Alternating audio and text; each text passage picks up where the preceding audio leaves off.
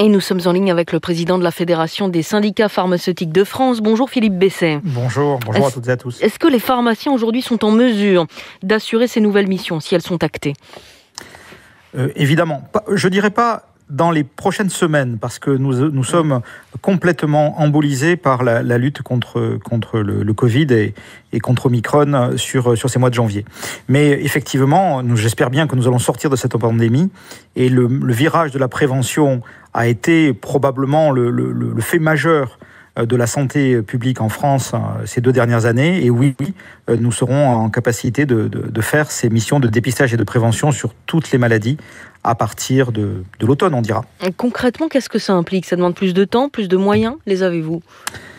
Ça implique surtout une volonté de la profession de se tourner vers ces actes qui sont donc des actes de prévention. L'idée là-dessus, c'est de convaincre les Français et nos compatriotes qu'il y a un peu d'investissement à faire pour ne pas tomber malade.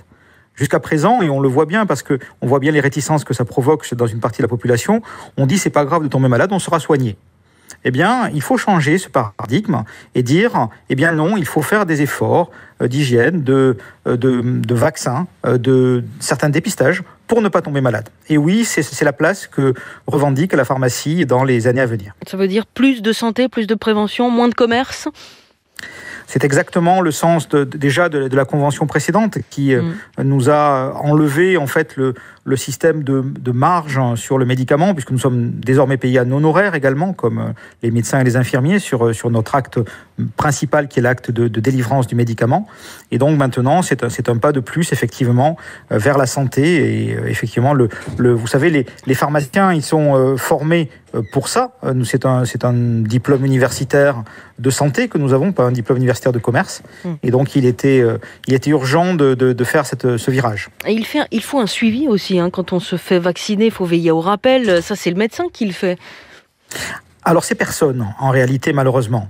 Les carnets de vaccination que nous avons tous quand on est enfant disparaissent comme aspirés dans un trou noir à l'adolescence. Et plus personne ne les a ensuite. C'est vrai. Donc, l'idée, là, c'est l'espace numérique de santé qui est en cours de constitution. Et l'idée, c'est que c'est un travail d'équipe et que tous les professionnels de santé qui participent à cette vaccination inscrivent dans le dossier du patient, qui est un dossier numérique partagé et qui appartient au patient, eh bien, quel vaccin il a fait. Donc ça, ce suivi, il doit être fait en interpro. Parce que le rendez-vous de la vaccination chez le médecin, encore une fois, ça peut aussi être l'occasion de faire le point sur la santé de l'enfant. Ça peut aller bien au-delà que la simple vaccination. Alors, en l'occurrence, pour l'enfant, nous sommes très bien équipés en France en termes de vaccination. Là où il y a un problème, c'est pour l'adulte. Et donc, le positionnement de la vaccination, je pense que la Haute Autorité de Santé ira dans ce sens, c'est bien pour les rappels de l'adulte. Le tétanos, la polio, et ensuite pour certains patients chroniques qui en ont besoin, le vaccin contre le pneumocoque, peut-être contre le zona, ce genre de vaccination. Si on en revient, et vous l'avez évoqué, à la pandémie et au Covid, combien de tests sont réalisés aujourd'hui chaque jour en pharmacie ? Est-ce que vous êtes encore dans le dur, comme on dit ? Oui, on est complètement dans le dur. On est à 1 million de tests par jour, de tests antigéniques réalisés en pharmacie, en semaine, et 200 000 vaccins. 1 million de tests, 200 000 vaccins. Là, il y a un enjeu nouveau qui est cette semaine, puisque nous avons commandé pour la première fois des vaccins pour les enfants de 5 à 11 ans. Et les pharmaciens ont commandé énormément de doses pédiatriques. Donc les parents vont pouvoir, les parents qui sont volontaires pour faire vacciner leurs enfants vont pouvoir avoir des lieux de vaccination pour les enfants. Vous avez l'impression qu'ils le sont ? Pardonnez-moi. Pardon ? Vous avez l'impression qu'ils le sont volontaires ? Est-ce que les parents viennent avec leurs enfants se faire vacciner ? À mon avis, plus que les 3% actuellement d'enfants qui sont vaccinés. Je pense qu'il y a, comme l'avis de la Haute Autorité de Santé là-dessus a été bien fait, parce que l'enfant n'a pas de risque très important de forme grave. Et la vaccination, c'est d'abord un bénéfice individuel. C'est un bénéfice collectif, certainement, mais aussi un bénéfice individuel. Et objectivement, les enfants n'ont pas véritablement de risque de forme grave.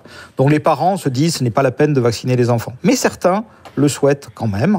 Donc, à mon avis, ce sera beaucoup plus que 3% qui seront vaccinés au total, sur la base du volontariat. Et vous aurez assez de vaccins et de tests, d'ailleurs, pour tout le monde dans les jours, les semaines qui viennent ? Oui, il y aura assez de vaccins et de tests. Le problème n'est plus un problème de pénurie de matériel. On a dépassé ce stade, heureusement.